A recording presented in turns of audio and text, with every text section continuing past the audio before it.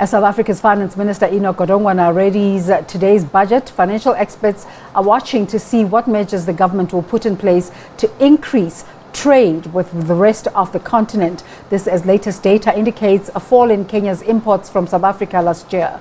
We're joined now by SABC News correspondent Sarah Kimani to shed some more light on this conversation. A very good day to you, Sarah. Thanks for making the time. What sectors of the economy were affected by the dip in trade between the two nations? Well, the sectors that were affected mostly were the steel and iron infrastructure sectors, and this is because Kenya imports a lot of materials from South Africa for infrastructure development. If I'm just to read that for you, according to the data that we have from the Kenya Revenue Authority, it dipped by about 35.81%, and this is because Kenya reduced its infrastructure development last year and the previous year, and most of that money was directed towards fighting COVID-19. However, it is also because Kenya has veered more towards trading with her East African community partners, even though towards the end of last year, we saw President Kenyatta make a visit to South Africa, and during that visit, the two governments signed at least 8 agreements, bilateral agreements, most of them concentrating on trade issues. What led to this dip? Well, it's possible, one, because of the restrictions that were put in place due to COVID-19. So in terms of shipments, they were taking longer to get to the country.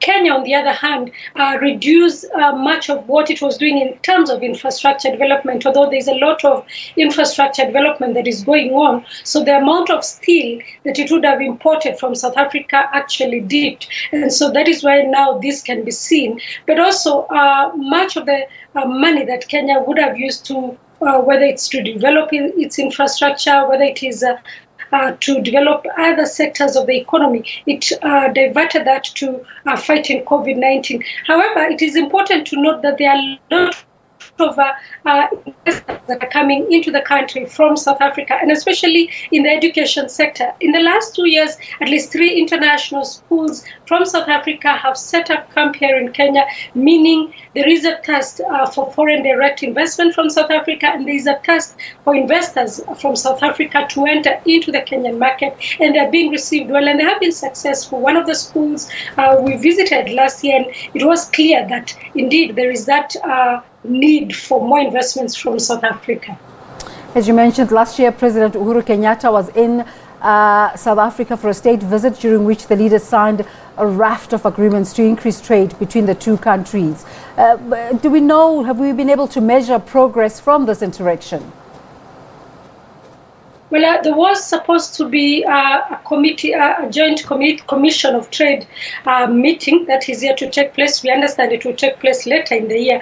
However, maybe what a lot of investors will be watching is to see what the minister will say today, especially because of the agreement that was signed between Kenya Airways and South African Airways in terms of reviving the two airlines and having a partnership between the two. Here in Kenya, the Minister of Finance has announced that Kenya Airways will be receiving another bailout. So I am sure the Kenyan aviation sector and the Kenyan Treasury here will be clear to hear if there will be a bailout for SAA, for example, to see whether indeed that partnership will now take off and they can begin work together.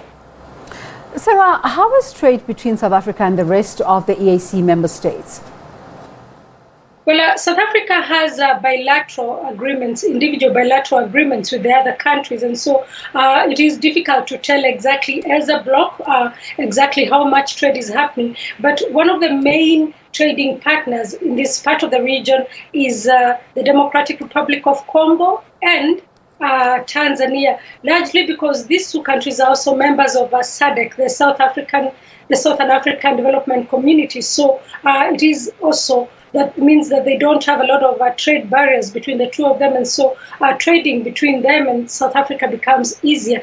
We expect to see trade between the rest of the East African countries and South Africa increasing with the entry into force of the African Continental Free Trade Area Agreement.